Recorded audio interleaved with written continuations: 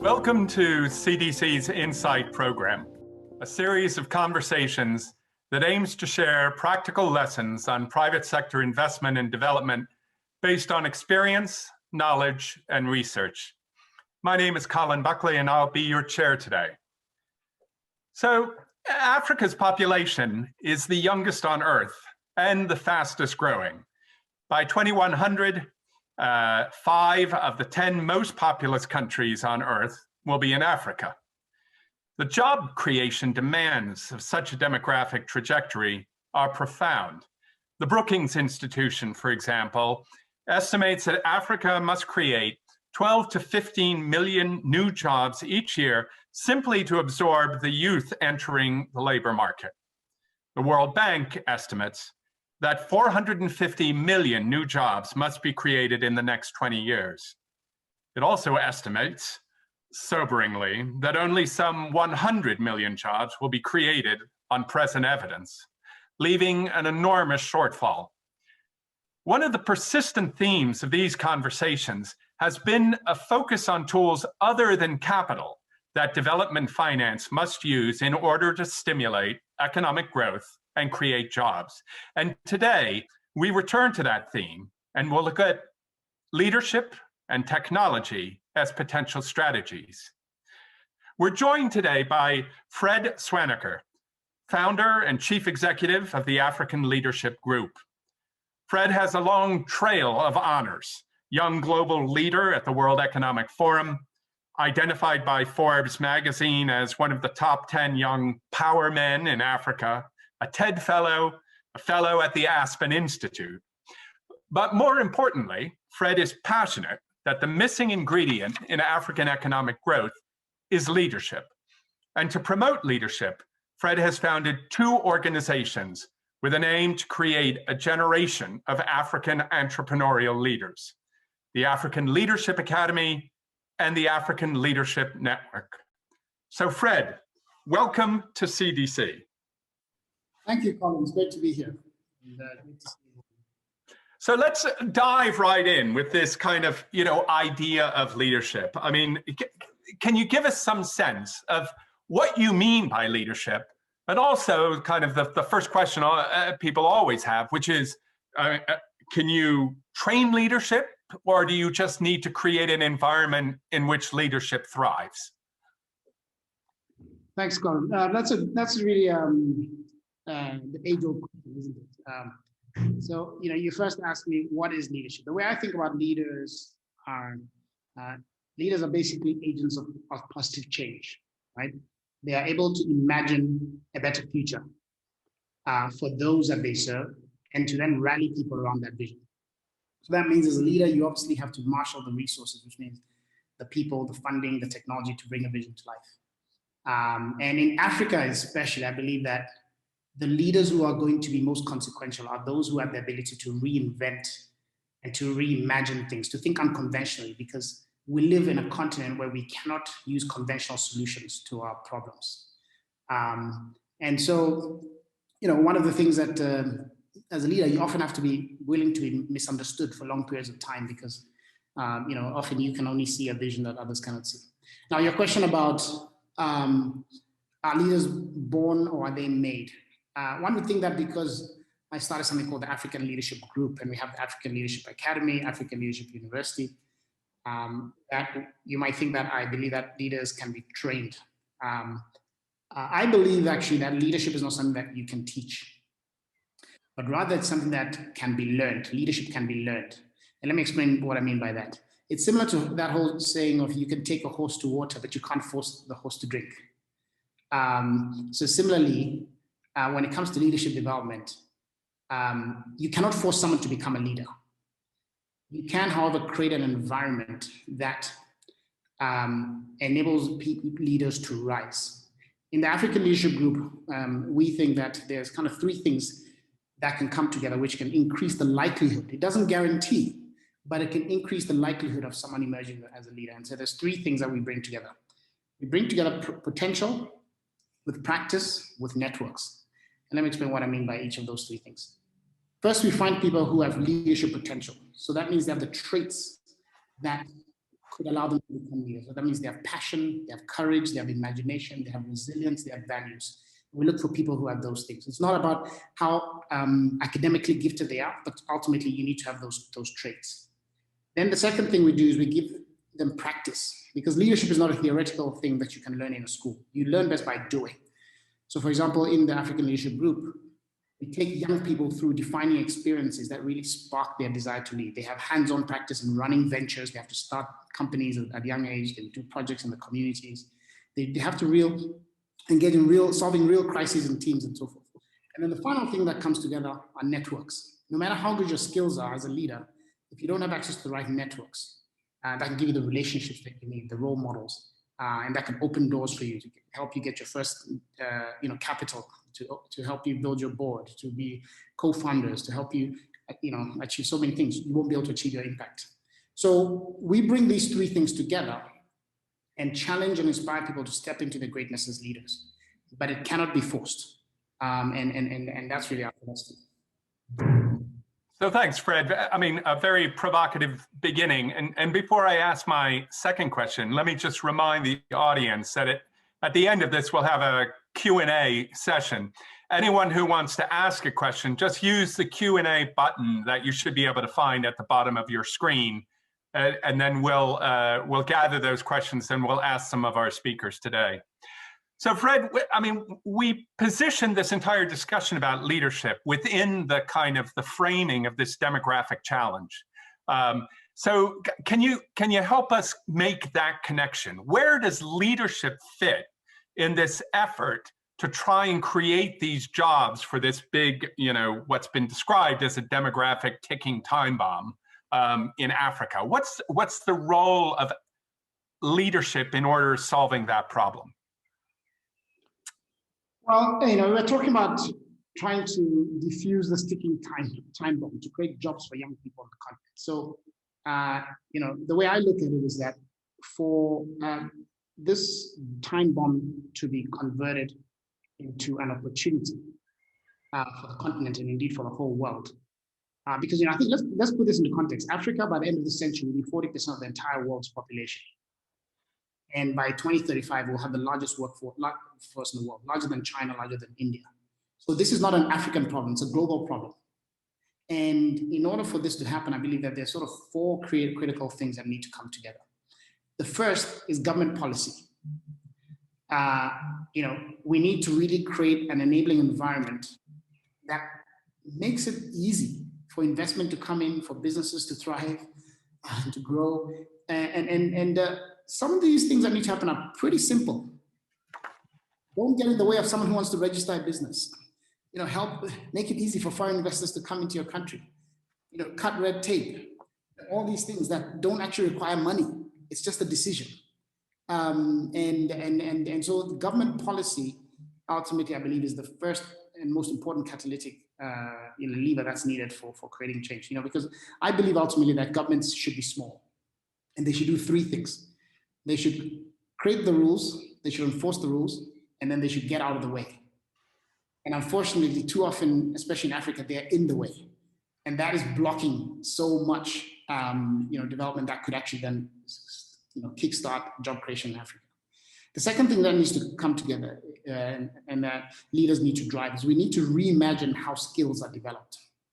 See, today, the current vehicles that we have for preparing young people for employment, things like universities, are actually the wrong vehicles. Universities were never designed to prepare people for work. Most universities, measure their quality by the research that they do and by the interest of the faculty that they have. They are knowledge enterprises, not skills enterprises. And so they say madness is continuing to do the same thing over and over and again, expecting different results. Universities will not produce, they were not designed to produce people who are ready for employment. So we need new vehicles, new types of programs that are actually more fit for purpose, that are skills enterprises, which are linked, where there's much greater linkages between work and employment, research, for example, from the Center for Creative Leadership shows that to acquire a skill, only 10% of it can be learned in the classroom. 20% comes from what they call developmental relationships with your mentors and peers and coaches. And 70% comes from experience. We learn best by doing. Yet today, most education is only focused on that 10%. So we need completely new vehicles that are much more aligned with how skills are developed, not how knowledge and theory is passed on to people. And that's the second challenge. The third thing that needs to happen is we need to focus on our competitive advantages. There are some things, when you're trying to develop a continent, don't try and copy other parts. Look at what you uniquely have, right? And so in Africa, there's certain things that we are uniquely blessed with. For example, we have the largest amount of arable land that has not yet been cultivated. We have abundant sunshine and rain. Yet we import $40 billion of food into Africa that we have perfect soil conditions to grow. Right? That is a travesty. Massive opportunity for agribusiness on this continent. The creative industry. Africans are very creative. You can see what the Nigerians have done with music, right? They've built a whole industry and they've gone global with it. It's creating jobs. How do we do that same thing with film and theater and all these other things? And the good thing about that is it doesn't require much capital. It just requires your brain, creativity. Things like natural resource management, wildlife conservation, tourism. These are things that we uniquely possess. Nowhere else in the world can you go to see some of these things that we have in Africa. And we need to create industries around this. And these also create a lot of jobs. And the nice thing about these kind of jobs, something like tourism, for example, creates a massive amount of jobs. And these are jobs that don't require much education. Because often people equate job creation with education. That is not necessarily the case. To work in tourism, for example, what do you need? You need a warm heart, you need a smile, and you've got to be able to welcome people into your restaurant or to be a chef or something like that, right? So within 4 weeks to 8 weeks, you can get someone ready for a job in these sectors, right? And these are really unique, untapped opportunities on the continent. And the fourth thing that needs to come together is entrepreneurship. Entrepreneurship ultimately is the biggest engine of job creation, once the government has created that environment.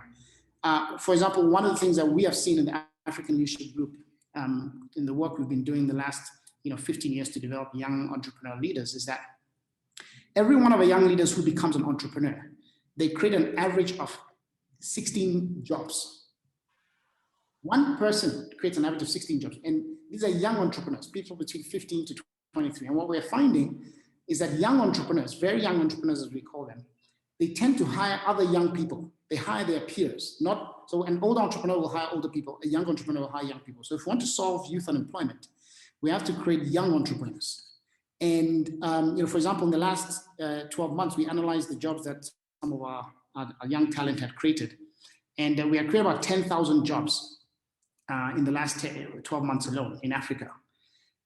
But 70% of those jobs came from 50 young entrepreneurs. And one person, a young graduate from the African Leadership University, created 5,000 jobs. And he graduated just 2 years ago. So can you just imagine the multiply effect of this? And these are the things that need to come together. Government policy, reimagine how we develop skills, focus on our competitive advantages, and really kickstart entrepreneurship. Can I ask this question? Because you use leader in an interesting way, and you have this term of an entrepreneurial leader, whereas most people kind of generally think of kind of leadership and the Young Global Leaders Program as people who are kind of leading countries and leading large organizations. Whereas the notion of an entrepreneur is really a much smaller scale. Usually it's someone who's starting a business. It's interesting, this notion of an entrepreneurial leader. Could you talk a little bit more about that, about why you think entrepreneurs need to be leaders or need to have those leadership qualities? Well, the way we think about it is that entrepreneurship is a way of thinking versus a type of person. So entrepreneurs, ultimately, we believe, are people who solve complex challenges in creative ways with limited resources, right? This is ultimately what an entrepreneur does. And when you look at Africa, that is our story. We have complex problems. We need to be creative. We have very limited resources. So we believe that entrepreneurial leaders can be in politics, they can be in government, they can be in the nonprofit sector, they can be in traditional business, but it's a way of thinking. President Paul Kagame, for example, is a great example of an entrepreneurial leader, right? If you think about what he has done in Rwanda, even though he's a politician, he has reimagined how they could rebuild Rwanda after the genocide that they had, and thinks unconventionally, uses the resource very, creative ways. And if you go to Rwanda, the transformation that has happened in the last 25 years is absolutely remarkable. And so it's rather a type of leader. And we believe that, Africa's had different generations of leaders that have had different jobs to do. Generation one had to, bring independence to Africa. Generation two, brought chaos. Generation three has brought stability.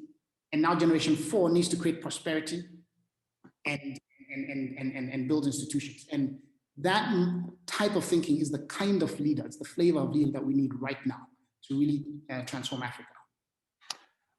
So thank you. That's really useful. And now we've spoken a lot about kind of leaders and entrepreneurship. Let's talk about what I know is another big, important issue for you, which is technology, and especially the move online and what that means for Africa. Is that a move that you feel kind of needs this new type of entrepreneurial leadership? And is there a connection between that kind of the leadership and this technological shift and this move online in Africa? Yes, technology is one of the greatest forces for rapid change. If you think about it, it's getting faster and faster to develop society. So if you look at how long it took for the European countries to go from the poverty levels that you might see in Africa today to where they are. It took them 1,000 years, right? They went through the Renaissance period and Leonardo da Vinci, the Industrial Revolution, all that stuff, long time. When the US was created and they started the development journey, it took them about 300 years. Japan, it took them about 100 years. If you look at Singapore, South Korea, Malaysia, 60 years. China is doing 30 years. Dubai is in 15 years.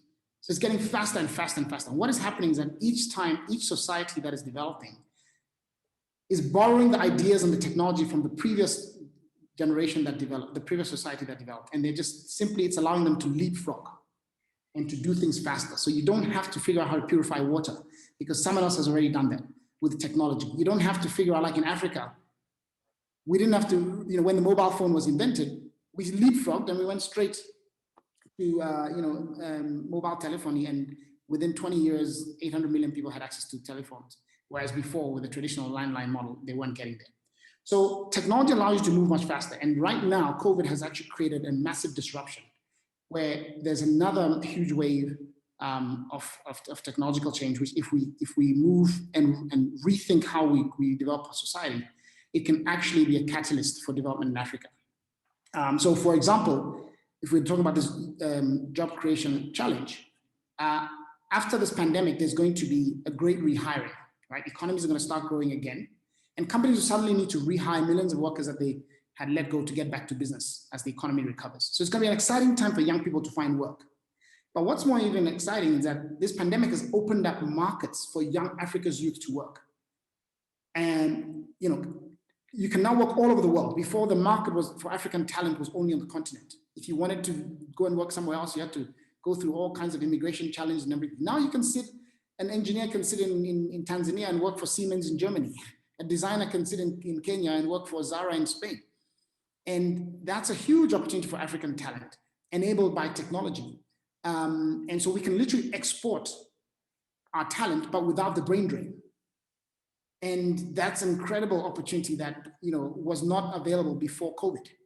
And so obviously governments need to really remove roadblocks to enable access to data and electricity and so forth so that young people in Africa can work. But all kinds of industries, governments, e-health, e-government, e-health, e-education. Look at Estonia. Estonia completely became a digital society in a very short period of time. And we can do the same thing in Africa. So technology is a way for us to rapidly develop, but we need to really make sure we are not left behind in the digital divide. You've spoken about, quite a number of initiatives that you've undertaken in order to support leaderships, the Leadership Academy, networks, and so forth.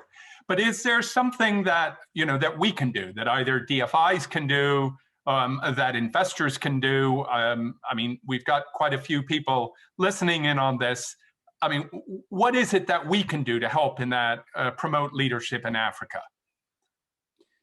Well, I think that, as I mentioned before, the kind of leadership that we need in Africa is unconventional leadership. We need to reimagine. Too often we try and import best practice into Africa. Let's look at what they're doing in the rest of the world and let's copy that and bring that here. But I believe that the rest of the world standards are too low for us in Africa. And let me explain why. If we're on a racetrack and you're driving behind another car, if you use the same vehicle and go at the same speed, you'll never catch up to that car in front of you because they're also moving forward. So you need a different vehicle. You need to move faster and do things bigger and better, not hold yourself to the standards of that other car in front of you. And the rest of the world is that car in front of us. We are behind when it comes to our development and technology and so forth. So what we need, therefore, is reimagination, and we need new practice, not best practice in Africa. And so to support that kind of leadership, I think what organizations like CDC and all of us who are working with different leaders in Africa, we need to be much more open to new things, right? We need to give leaders who are trying to do things differently a shot. And this means consumers thinking differently about how they support entrepreneurs with a new idea, employees being willing to support their leaders. We need to be willing to venture to places where people haven't gone before and have a greater appetite for risk, because we don't have time in Africa. We need to completely reimagine everything. Otherwise, we'll never get there. And that's I think, the greatest support that we need to foster a new generation of leadership in Africa. Well, that's a great metaphor for us to keep in mind as we move maybe to the second part of our event today. Before I introduce Tenbite into our conversation, let me remind everyone again, please feel free to write your questions using the Q&A button at the bottom. I can see that we already have some. And at the end of the event today, we'll try and do our best to get through all of the questions to our speakers. But now I'd like to invite Tenbite Hermes to join us. Tenbite is CDC's head of Africa. Before joining CDC in 2018, Tenbite held multiple global leadership roles, including as a partner at McKinsey and at Boston Consulting Group. Tenbite, welcome. And let me start out by kind of asking you the question around job creation. I mean, we've set today's discussion in this kind of demographic frame of the scale of the need for new jobs in Africa because of the growth in population. Can you give us some sense of how CDC sees this and what it's doing in order to try and create those jobs? Thank you, Colin, and it's a pleasure to be here. And hi, Fred, as well. As you mentioned, and as Fred also mentioned, the task in front of us is quite daunting when you look at the demographic trajectory for Africa and what it is that we need to do to be able to employ and have productive citizens going forward. From CDC's perspective, one of the key things that we've been focusing on is investing in digital infrastructure. And we know from the work that we have done that investments into internet and connectivity, they drive economic growth by creating jobs, but they also drive social inclusion. And Fred touched on some of these as well, which is around education, opening up market services for people in the job space. And from the CDC perspective, how we think about that is, we focus on the countries and places on the continent where the need is the greatest and where the impact can be the largest. Just to give you a couple of the stats around the daunting nature of the technology need on the continent, something like 20% of all businesses that need telecom services actually get services on the continent. So 80% do not. London has 3 times as much cloud computing capacity as the entire continent does. I think the estimate from the World Bank is that it'll take $100 billion of investment in order to achieve universal internet access on the continent by 2030. The comparable for the European Union right now is 90% of households have access already. So it's a huge thing in front of us, but I think what it says is that investing into the infrastructure is a very important part of unlocking that leapfrogging that Fred was talking about on the job side, because digital infrastructure is critical. From the CDC perspective, I mean, we've been doing this for a while. One of our earliest investments was in 1995 in CellTel, which was one of the earliest mobile phone providers on the continent. More recently, in 2018, we invested $180 million in Liquid Telecom, which is a fiber company that covers the entire continent and has the ambition of connecting all of Africa.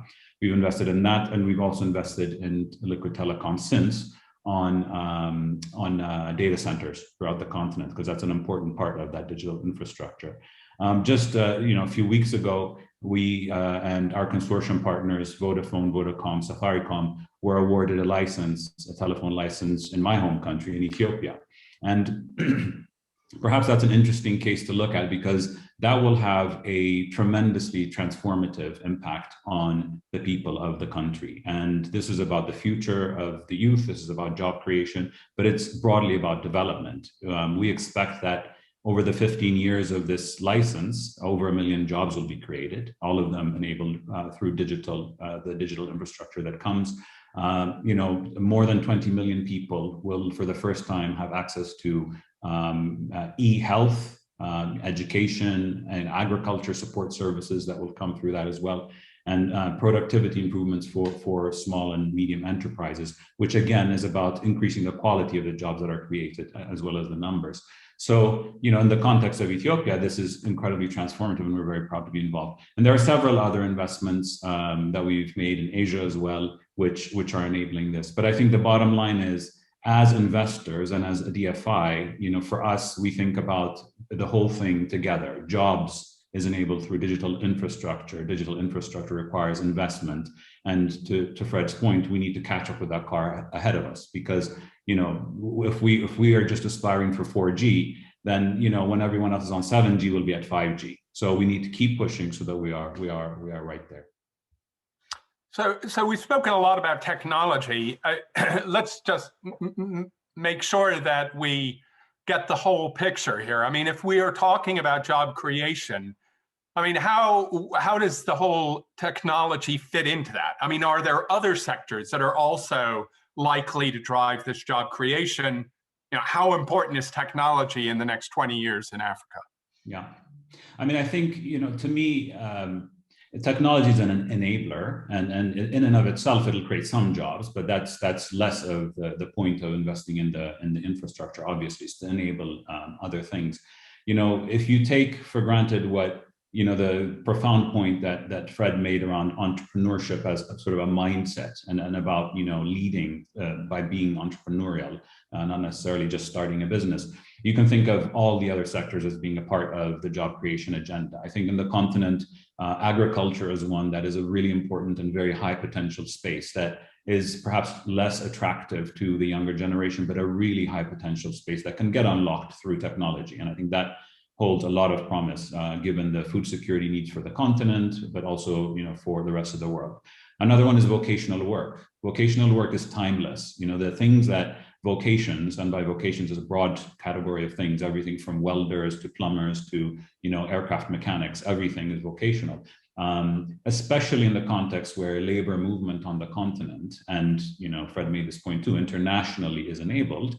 Vocational work, you can pack up and move it to wherever. So I think from that perspective, it's a great investment and something important that we will need to think about as job creation. And the reality is also that the middle class in Africa is growing, and that middle class growing needs more services. And I think that is also another area why vocational work has a brighter future than it's had in the recent past, I think. Healthcare is an important one. As the continent becomes more and more urban, as it becomes increasingly more able to spend, but also as it evolves into a place where traditional and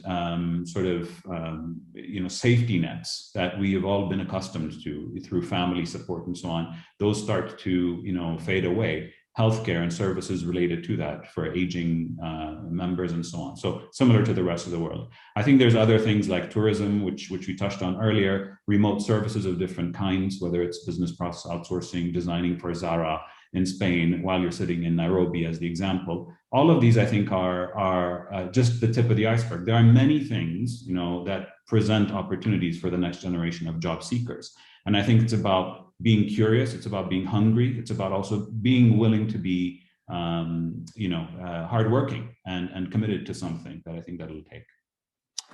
And Fred, any thoughts on this sort of, the relative weight of the digital sector and more traditional sectors in job creation moving forward?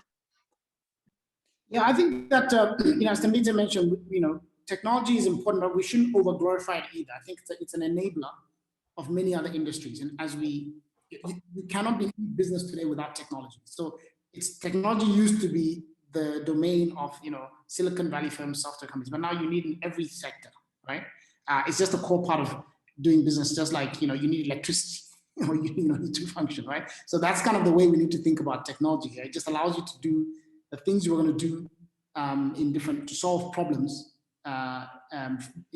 slightly more efficiently and maybe at lower cost, right? So for example, over the next 30 years, over 600 million people are going to move into African cities.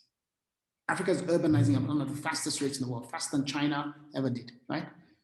So that's going to create a huge amount of problems, right? Traffic is going to be a problem, sanitation, housing, urban planning, all of these things are going to require problems. And because they're problems, that's also where the jobs are going to be created, because entrepreneurship ultimately is about solving problems, pain points for people in society. So if you want to understand where the jobs are going to be created in Africa, look at where the problems are.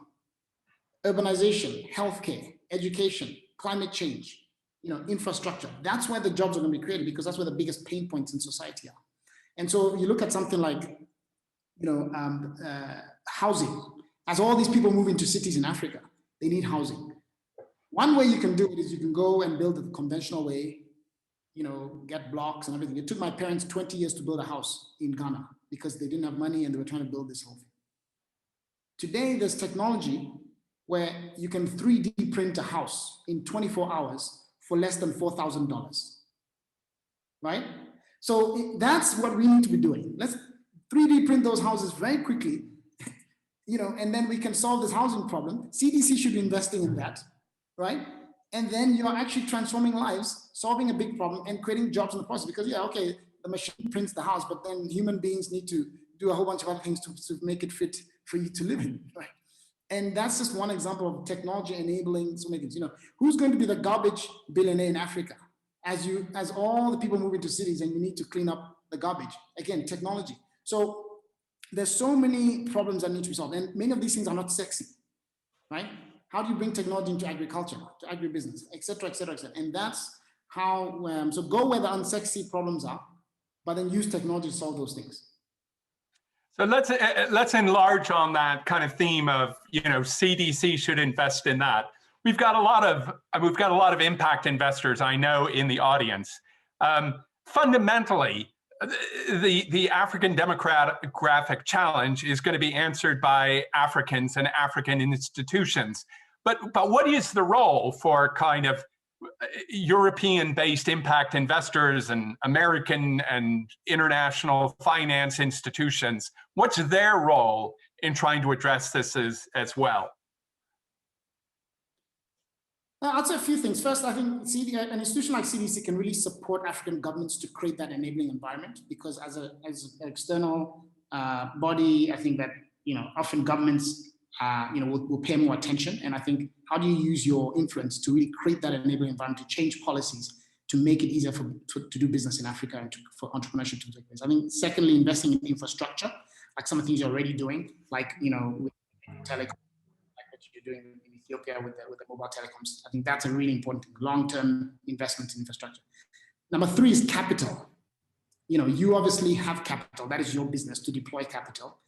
But I would challenge you to think beyond your traditional, investing in large scale, mature enterprises in the private equity space. Africa is a greenfield continent. There's so many things that need to be done and to be built from scratch. And so finding that venture that's been going for 30 years and 50 years and giving it a bit of private equity and some financial engineering is, it's really limiting the potential of what a CDC could do. So how do you think about getting early stage capital? Maybe do you create a subsidiary venture capital fund of sorts where you take more risk ultimately, right? And invest in, young entrepreneurs who are starting things from scratch. How do we create $1 billion fund for young entrepreneurs only, right? Silicon, a youth investment bank. That's, I think, a really catalytic thing, because without those early stage ventures, we'll never get the large scale ventures and we'll just be stuck in this cycle. And finally, I'd say mentorship. Some of your portfolio companies, I think, could create mentorship opportunities for the next generation of entrepreneurial ventures. And they could also create markets, right? They can buy from some of these, upstart ventures that are coming in. But I think that you have too much capital to not be willing to take the risk. And I challenge you as CDC to really put some of that capital to risk. And because the bang for the buck in Africa is much greater than the rest of the world.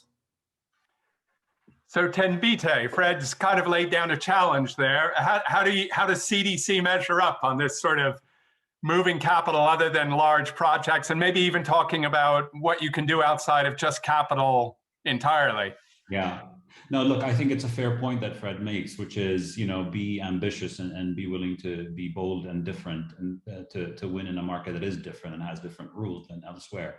I think from CDC's perspective, we take a toolkit approach to the way that we invest on the continent. I think that there is still opportunity and a need for growth capital, and I think places for us to help there. And those are the examples I mentioned earlier, and I think Fred is acknowledging those as well as being critical. So, large ticket things that require patient capital to actually get behind them over long periods of time for big spend items. I think so. There's that direct investing, and those also create jobs and have direct impact themselves.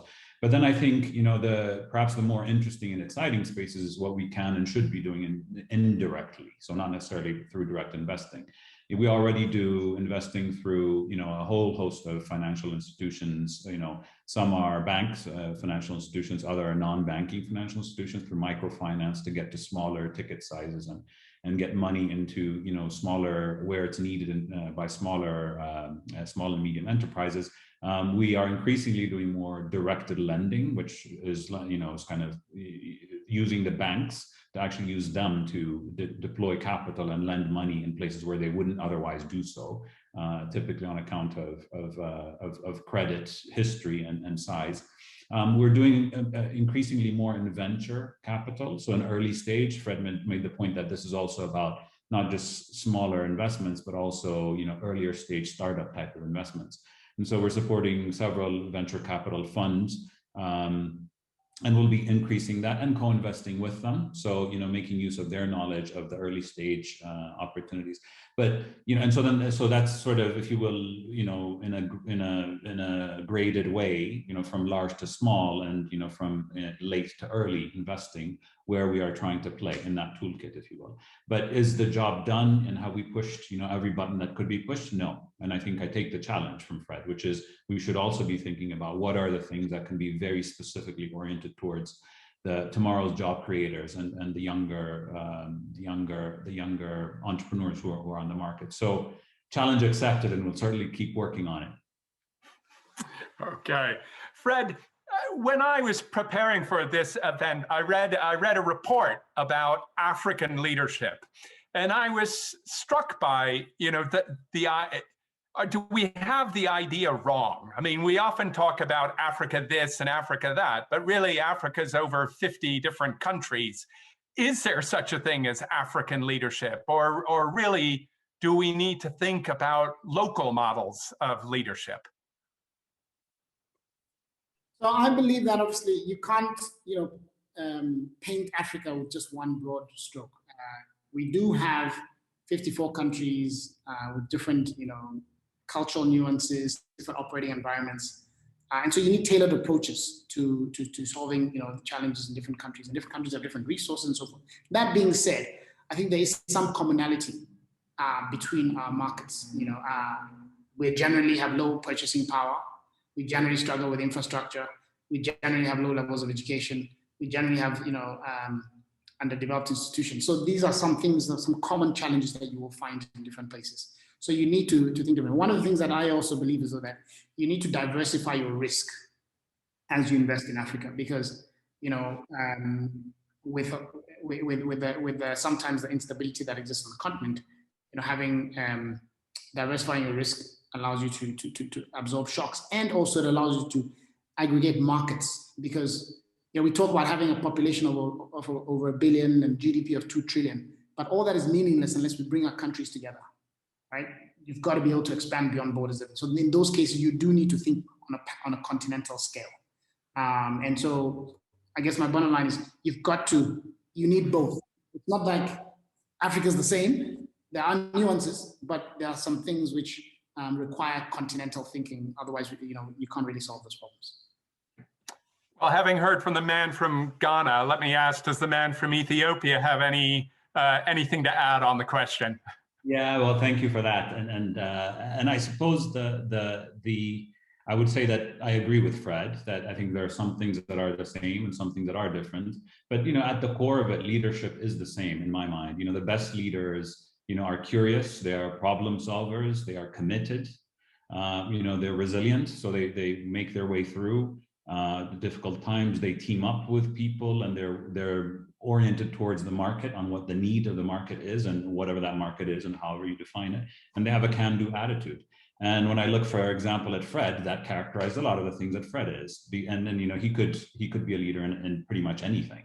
So, and he could be from Ghana or from Ethiopia, and, West or East. So I do think that there are some inherent things that, regardless of our 54 or 55 countries, are common in the way we think about leadership. And I do think, to also the point about one continent, as the African continental free trade area and labor movement and so on become reality in the future, it'll be important for any given young Ghanaian girl or Ethiopian boy to learn to be African and more than their own country. So I think that Pan-African approach and thinking is important to instill in the leaders that we have coming up.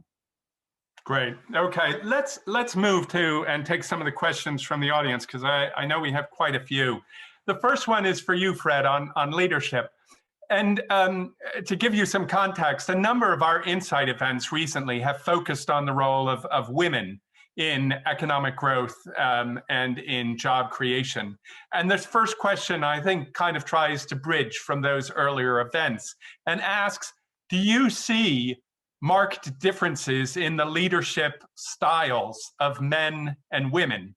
And somewhat leads you to the answer by then saying, if so, what are the top leadership characteristics that you think women possess in greater capacity than men? Excellent question.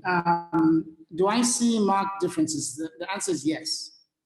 And there's actually research that shows this. I think the biggest difference that I've personally experienced and that the research shows is that men tend to have higher confidence than their competence, and women tend to have lower confidence than their competence. So women are much more competent than they're confident. Men are much more confident than they're competent. And so typically that means that men are willing to take risks and think that they can achieve anything and find it difficult to imagine that they're less than perfect. And very often that plays out in them making bad decisions, taking too much risk, and not building enough margin for error and all those kind of things. And so, and whereas, and I've seen this in my leadership team all the time. The men on my leadership team, they think they're amazing, that everything is going brilliantly. Meanwhile, they have significant performance problems. And then for the women, I'm often having to tell them, no, actually, you're doing a great job. You do deserve to be where you are. You're actually much more competent than you think you are. And so and there's a research that, if you type in male overconfidence on Google, you'll see tons of academic research showing this. For example, men will typically apply for a job when they have only 60% of the qualifications required for the job, whereas women will wait until they have over 100% before they'll apply for a job, right? So what this means is that we need to complement each other. Because if you have a team of only women, often they will therefore not take as much risk as they should, and they'll keep second guessing themselves and not being bold and confident enough to do things. If you have a team of only men, then they'll take too much risk and they'll end up killing the enterprise or the country or whatever. So that's why I think we need to have that complementary effect on each other. And that's why I think that's why diversity in teams is so important. In general, I'd say that women also, of course, they tend to have much more high emotional intelligence and can therefore, help to nurture teams better than men do and so forth. So those are a few things, but I think the biggest difference I notice is this confidence competence gap. And so men need to learn from women in that regard, and women could also learn from men. And so we end up with a balance. Well, great answer. You're already getting applause in the Q&A. So the next question I'll pose to Tenbite. Given the focus on skills development and on entrepreneurship, what is the role that you think the African diaspora can play in supporting Africa's development? It's a good question, and I think that that is a often untapped resource. I mean, we talk about the diaspora as a source of remittances often, and that's always in terms of dollars as opposed to thinking. And I think that in many ways the conversation, and very often it ends up being sort of all or nothing. Either you move back or you don't move back, and if you don't move back, then you don't contribute. And that's, I think, a mindset thing also within the diaspora. As someone who was diaspora and to a certain degree living in Kenya, I'm still diaspora to my home country, Ethiopia. But I think that you can contribute from afar as well. One of the largest, in my work now currently at CDC, but also previously in my management consulting career, the thing that young people craved the most was mentorship. So the kind of the stories that they could relate to and the stories that gave them courage of the difficult times, and to be mentored through those moments are the things that I've consistently seen as being difficult to find. And that is also something that you cannot scale or you can't industrialize. It's a very personal point. And so I think I would encourage, and I would posit that one of the roles that the diaspora can play is finding ways to mentor young entrepreneurs and young people, on the continent, and sharing experiences and ideas on how they can make their way through the journey of life. I think that providing inspiration often is more important than providing material support. So I think to me that's one of the things. The other thing is of course finding ways to make those remittances work harder as the capital flow that is sent home. Often many of us, what we do is we go to Western Union or we go to whatever Hawala service is available to us to get the money to the family that needs it. Is that thinking about what are the best ways to actually channel that and to leverage that money so that you can provide scale from the money that comes back. So getting together in the diaspora community and thinking about how can we organize ourselves to make sure the capital that we all send has the long-term impact. One of the things at CDC that we look to do is to be mobilizers of capital, finding ways to work with other pools of capital that can come and help us on this development journey on the ground. The diaspora can play that role, and I don't see why that shouldn't be possible. So I think that those are a couple of examples of how the diaspora can engage. There is, of course, the age-old and tried and true contribution, which is coming back to the continent and starting something and shining the light. I mean, there are many, many stories I think everyone has around how people have changed their careers and found a new calling by coming back and connecting. So there's also that, but I think that there are, it's not always all or nothing. I think there are other ways to contribute. Thanks, Tenbite. Fred, this question sort of gives you the following challenge. Given that we have finite capital, I mean, it may be large, but it is definitely finite. If you had a limited pool of capital, where would you put it in order to create jobs? Would you put it in startups? Would you put it in scale-ups? Or would you put it in large corporates? That's a great question. It depends on the problem that we're trying to solve. And I think if we look at the single most important challenge that we need to solve as leaders in this generation is to create jobs for especially for young people. Because Africa is the youngest population in the world. The average age of an African is 19. compared to an average age of a German or Japanese that's 47, right? And the US 36 or 38, I believe. So I would therefore look at the places that create the greatest work for young people, right? Because otherwise, if we don't have opportunities for young people, then the entire continent will be unstable. This is what causes conflict, crime and so forth. We are looking at destroying, the entire society and fabric, and nothing will work. So we need to really, I would invest in places where jobs are created. Now, if you look at China, for example, something like 98% of all firms in China are small businesses with 300 or fewer employees. This is according to the OECD.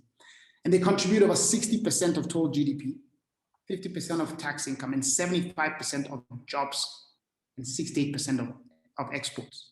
So it's not finding that sexy unicorn. You hear about Alibaba and all those things, and you think those are, but the real engine of growth is coming from these almost 40 million SMEs in China, small companies that are really creating, these jobs. And so, how do we create those small firms in Africa, right? And to borrow from my friend Alex Lazaro, who wrote a book,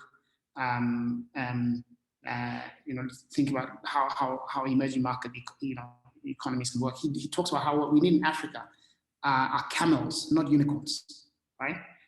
These are small businesses that can withstand long periods of not having capital, and that can create jobs. And that, it's not that Instagram story of 20 people start a company and after 2 years they sell it for $1 billion and everyone wants to celebrate that. That's not the kind of entrepreneurship we need. We need to invest in these small companies, and that would, and I think that's really where we're going to create the jobs and solve the big problem we have to solve in Africa. Okay, thanks a lot. Tenbite, we've got quite a lot of questions around agriculture and around the comments you made around agriculture. And I'm going to try and reduce them all to this kind of general question, which is, you identified the problem that agriculture is no longer really attractive to the young people who are entering the labor market. And the question is, what do we do about that? I mean, how do you make agriculture more attractive to young people to start working in again? I mean, it's a difficult task, but I think it's something that we don't have a choice but to try and do, because agriculture absorbs large numbers or creates large numbers of jobs, albeit in the traditional way of agriculture. I think as you attract, or to attract the younger generation to agriculture, we need to think a lot more innovatively and a lot more creatively. If you look at what agriculture is to Israel, for example, that agriculture is not the agriculture of my grandfather, who was a farmer. It is a very different kind of agriculture, and it is cutting edge. It is technologically advanced. It uses data. It uses, all of the things that we've talked about as being, enabled through digital infrastructure. So some of it is about encouraging innovation and encouraging the adoption of these things to make it a much more productive venture. I think that means that, for the amount of labor put in, the output being higher. So that's perhaps on the most exciting end of the spectrum. On the least exciting end is probably, land tenure and access to land, and making sure that people can actually do that so that they can farm it in a reasonable time frame and make a living off of it. In between those two ends of the spectrum, and by the way, that includes, the engagement of government and making sure that the ability to engage on the land is available and attractive to young people. I think between those two, there's a whole host of things, which is making sure that the education and the exposure is there to the journey that other countries have made in agriculture, and why it is at the core of what is needed. It is, and so then therefore making sure that people are doing this for the kinds of reasons that they can see productivity improvement through the application of different productivity improvement inputs into agriculture. There's also the role modeling, I think, is to make sure that within society that agriculture is a respected and a properly positioned job. I mean, one of the reasons why I think it is not attractive is because there's a concept that it is backwards. A white-collar job is a better one. I think that has to do with the positioning of the role. I think that there's issues around markets, access, to markets for output. In many of our countries, I think that, it's not a big secret that, market prices aren't reflected at the farm gate. And so making sure that that happens so that people can actually capture the value that is due them. And then, there's also things like making sure that environmental and social practices, the kinds of things that make agriculture not only humane and tolerable, but actually a worthwhile endeavor for somebody to bet their life on. Those are the kinds of things that I can think of, at least, to make it attractive. But I think I don't think it's a choice. I think that given the amount of arable land that we have, given the need from the rest of the world, and frankly, given climate change and where things are going, I don't think that we'll have a choice but to kind of refocus on the land. So those are some thoughts. Thanks for that, Tenbite. We're running out of time, so I'm afraid this is going to have to be the last question. But Fred, I mean, you've dedicated your life now to leadership. And the question is, I mean, who is the leader who inspired you to do that? Wow, there's no one leader. I've been inspired by so many leaders. One is my mother. She as a very strong, leader who, showed me the power of education. She started a small school in Botswana, and it became one of the top schools. And she built it with very limited resources. And I really saw what you can do with limited resources and unconventional thinking. And she also obviously inspired me to go into education and leadership development. I've been inspired by, the example of Nelson Mandela. I remember when I was growing up in Botswana. At the time, we didn't have our own national television station, so we used to watch TV from South Africa. And every night on news, they would offer Nelson Mandela the chance to get out of jail if he would give up the apartheid struggle. And he refused until he's eventually, was able to achieve his goal. And it was just really amazing watching how just one person like Nelson Mandela and a few others like, Desmond Tutu and so forth could really transform an entire country. And that showed me that ultimately the power of one leader to make a big difference. Africa doesn't need a lot of great leaders. It needs a few competent leaders who can really have transformative impact. And I talk about this in my TED Talk about how with weak institutions, great leaders can make much difference in Africa than anywhere else in the world.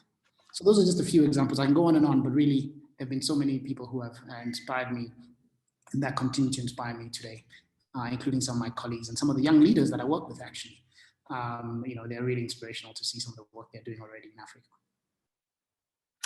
So thanks, Fred. I could not remotely hope to improve on that as a summary for our discussion today. So I'm going to forego my summary and instead just join with everyone else in a round of virtual applause for both Fred and Tenbite.